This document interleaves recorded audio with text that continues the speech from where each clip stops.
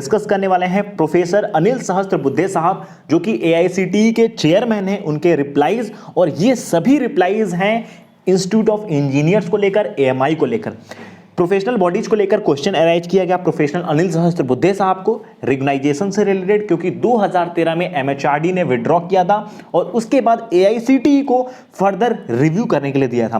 तो उसकी क्या रिपोर्ट थी 2013 की रिपोर्ट्स के अकॉर्डिंग, 2017 की रिपोर्ट्स के अकॉर्डिंग। सेकंड चीज, जो स्टूडेंट सफर कर रहे हैं उनके लिए क्या, आफ्टर डिप्लोमा कौन से ऑप्शन है हायर एजुकेशन टेक्निकल डिग्रीज के लिए। और उसके अलावा जो हमारे भारत के राष्ट्रपति Ramnath Kovind ji president of India Institute of Engineers में क्या करने गए थे, इन्होंने मीटिंग अटेंड की, इन्होंने ट्वीट किया रिगार्डिंग इंस्टीट्यूट ऑफ इंजीनियर्स। ये सभी क्वेश्चन को इस वीडियो में डिस्कस करेंगे।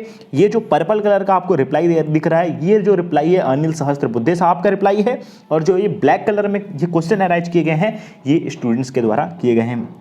तो कंप्लीट इनके रिप्लाईज, क्वेश्चंस और टर्मिनोलॉजीज को डिस्कस करेंगे, जिससे आपको क्लियरिटी मिलेगी कि अनिल सहस्त्रबुद्धे साहब यानी कि जो एआईसीटीई का क्या पॉइंट ऑफ व्यू है, क्या रिकॉग्नाइजेशन को लेकर क्या हो रहा है इस समय।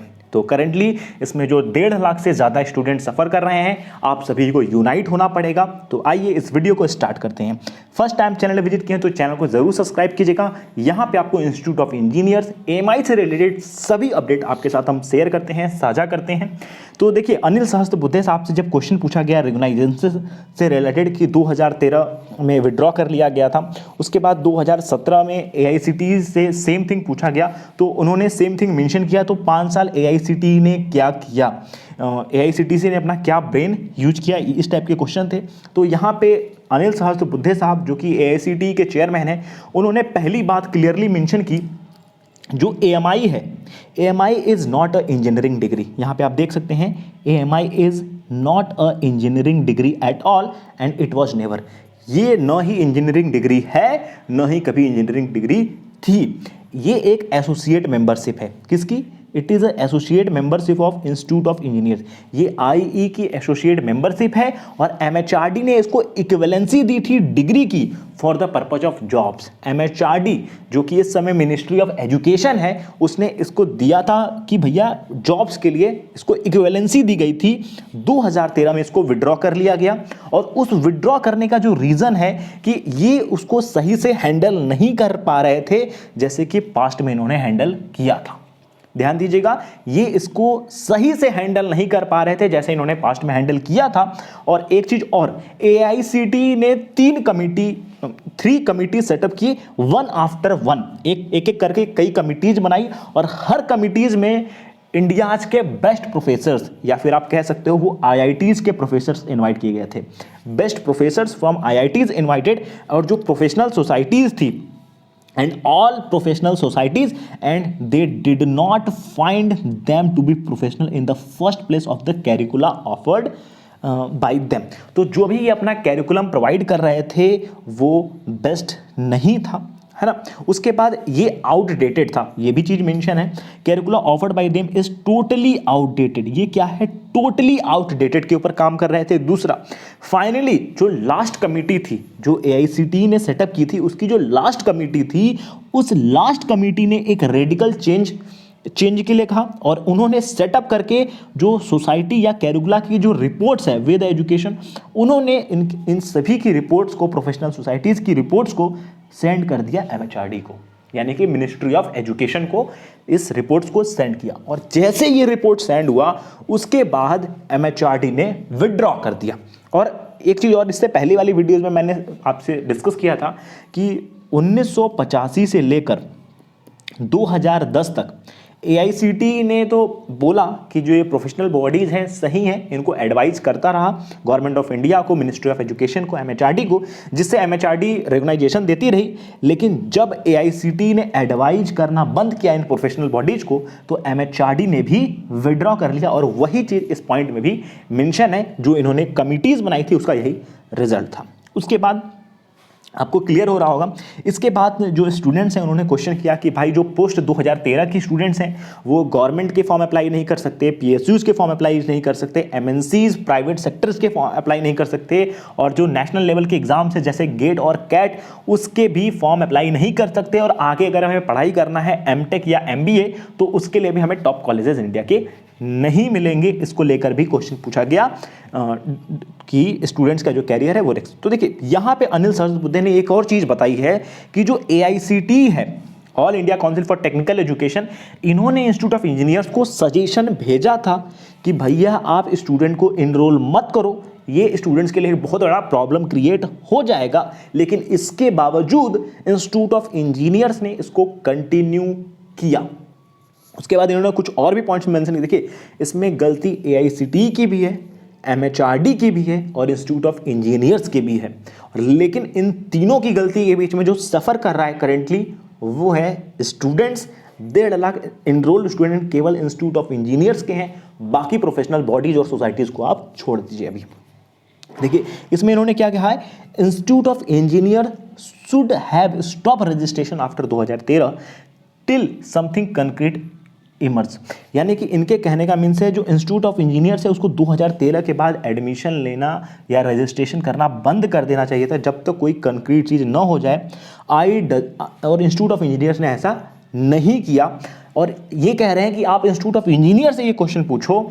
और सेकेंडली उसके बाद student join this new pretty well, और इन्होंने कहा स्टूडेंट्स ये जानते हुए बहुत अच्छे से कि ये रिकॉग्नाइज नहीं है, not recognise, why should one join, तो क्यों स्टूडेंट्स ने ज्वाइन किया। और इन्होंने एक चीज़ और मेंशन किया कि there is a second shift engineering courses, जो सेकेंड शिफ्ट इंजीनियरिंग कोर्सेज हैं या फिर उन्होंने कहा पार्ट टाइम इंजीनियरिंग कोर्सेज जो AICTE अप्रूव्ड हैं वो ऑलरेडी अवेलेबल है। One could have join such course, आप ऐसे कोर्स ज्वाइन क्यों नहीं किए।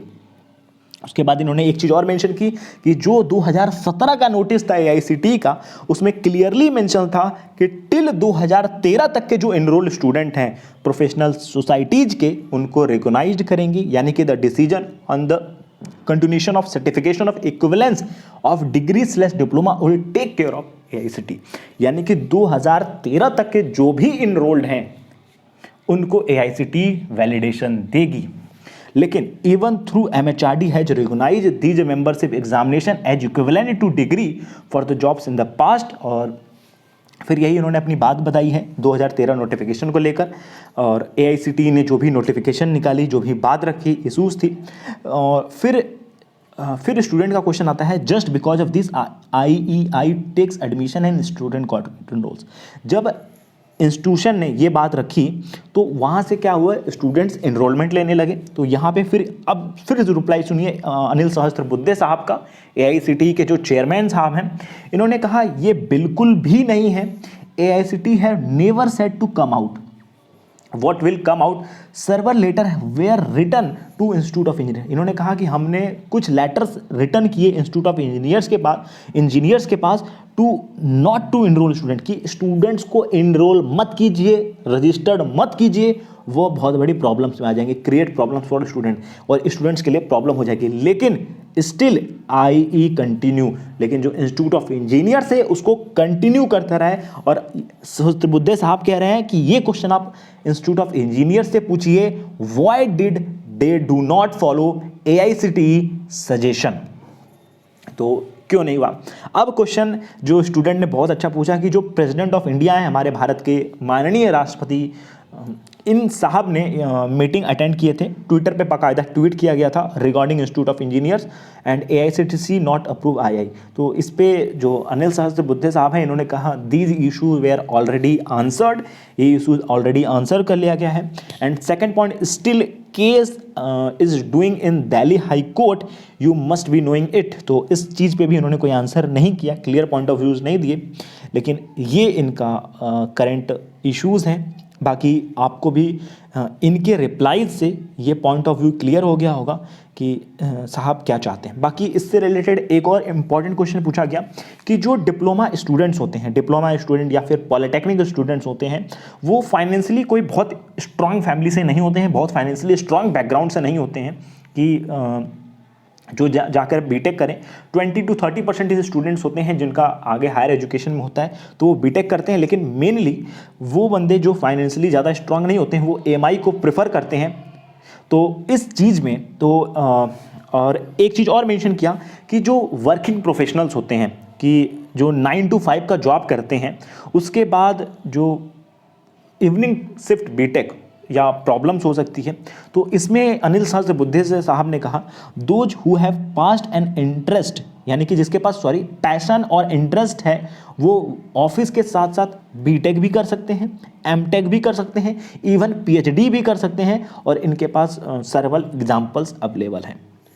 तो कंक्लूज़न जो निकलता है वो एआईसीटी जो है वो फेवर में नहीं है, एमएचआरडी है वो भी फेवर में नहीं है, और इंस्टीट्यूट ऑफ इंजीनियर्स जो है इनको इंटरेस्ट नहीं है अपने को वैलिडेशन कराने में।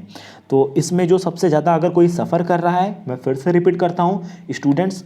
और अगर ये रिकॉग्नाइजेशन और वैलिडेशन का जो कैसे हो सकता है, अब ये सबसे बड़ा क्वेश्चन है, तो ये वैलिड हो सकता है आप सभी के यूनिटी से, आप सभी यूनाइट होकर, और फिर जो दिल्ली हाई कोर्ट में केस चल रहा है वो देखें कि भाई 1-1.5 लाख से ज़्यादा स्टूडेंट्स हैं जो ऑलरेडी इनरोल्ड हैं कोर्ट ऑफ मर्सी, या फिर जो डॉक्यूमेंटेशन है, क्योंकि यही एआईसीटी और यही एमएचआरडी ने 1985 से लेकर 2010 तक इन्होंने एडवाइस किया एआईसीटी ने, और 2013 तक एमएचआरडी ने वैलिडेशन दिया। उसके बाद विड्रॉ किया, अगर विड्रॉ तो उसके बाद भी बहुत सारे मैटर हैं, इन डेप्थ है हर चीज़, लेकिन आप पॉइंट बाय पॉइंट जाएंगे तो प्रोफेशनल सोसाइटीज़ को भी जगह है, वो एक्ट में ऑलरेडी मेंशन है। आप चाहें तो आरटीआई फाइल करके, चाहे वो एमएचआरडी के ऊपर आरटीआई करके या एआईसीटी के ऊपर आरटीआई फाइल करके, क्वेश्चन अराइज करके आप सोल्यूशन ले सकते हैं। इससे पहले भी हमने वीडियोस बनाई थी, आप हमारे एएमआई के प्लेलिस्ट में जाकर देख सकते हैं, या फिर आप सर्च करके देख सकते हैं, वीडियो ऑलरेडी मेंशन है। बाकी फ्यूचर की सभी अपडेट्स के लिए चैनल को सब्सक्राइब, वीडियो को लाइक और अपने फ्रेंड के साथ ज़्यादा से ज़्यादा व्हाट्सएप ग्रुप में शेयर कीजिए। आप सभी का बहुत बहुत धन्यवाद।